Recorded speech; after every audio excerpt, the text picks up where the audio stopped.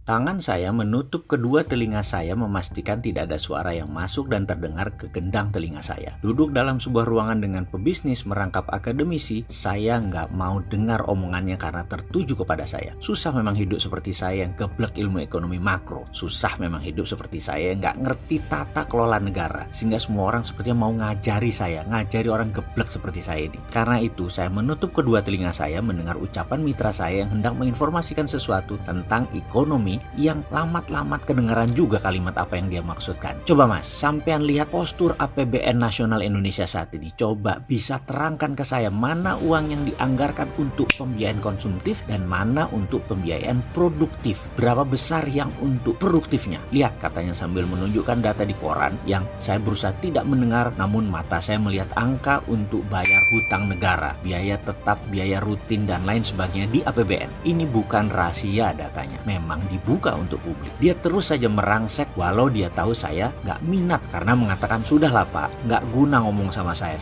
ini siapa, nggak ada apa-apanya, saya ini hanya tokai bagi para pejabat. Demikian saya mengatakan sambil menurunkan tangan di telinga saya dan dia terus mengatakan, mas berapa dana APBN yang buat menambah value added, menambah competitiveness negara Indonesia ini? Berapa? Ada nggak anggaran itu? Saya nyeletuk, infrastruktur? Saya menjawab sekenanya, bukankah dengan adanya infrastruktur jalanan jadi cepat ke tempat tujuan? Misalnya, dia mendengarkan defense saya tersebut. Lalu dia bertanya kepada saya, yang dibangun jalanan untuk meningkatkan produktivitas atau untuk meningkatkan produksi? Saya bertanya, bedanya apa pak produktivitas dan produksi? Maaf, saya ini goblok pol urusan ilmu ekonomi. Dia menjawab, meningkatnya produksi adalah meningkatkan sales dan jumlah hasil. Sedangkan meningkatkan produktivitas adalah meningkatkan profit. Jadi tingginya produksi belum tentu meningkatkan profit dan naiknya profit tidak harus dengan meningkatkan produksi. Waduh, begini nih kalau kepala mulai dibombardir sama pakar ekonomi dan pengusaha senior. Yang susah adalah dia business angel saya. 20 tahun terakhir kalau saya perlu bridging finance, ya dia yang mengeluarkan tanpa jaminan apapun. Saya perlu dana praoperasi apapun, dia dengan segera mengeluarkan dana dan saya balikan berupa bagi hasil. Tanpa orang seperti begini di sekeliling saya, kurang cepat saya berkembang usahanya. Dan untung saya punya belasan orang yang percaya, yang nggak pakai jaminan kalau sedang short of money. Jadi kalau dia sedang mau ngomong, ya terpaksa saya dengar. Seperti saat ini, infrastruktur pasti naikkan produktivitas lah. Jawab saya cepat. Oh belum tentu mas. Walah, kata saya dalam hati, bakal panjang nih. Kita mau bahas dari mana dulu? Faham dunia distribusi. Cepatnya barang berpindah benar meningkatkan produksi. Tapi sampean harus faham dunia distribusi. Bukan saja jalan cepat dari poin A ke poin B dari 12 jam jadi 6 jam. Terus Anda mengatakan itu menghemat. Benar, tapi tidak semuanya. Biaya distribusi, biaya logistik, mata rantainya panjang. Ada biaya gudang, mob demo, biaya pelabuhan, biaya packing, biaya ground handling, biaya transportasi darat, transportasi laut, dan lain sebagainya. Kalau biaya distribusi dan logistik di Indonesia itu 20%-an rata-rata. Dengan jalan infrastruktur darat mungkin turun 2% alias jadi 18%-an. Sudah hebat? Belum lah.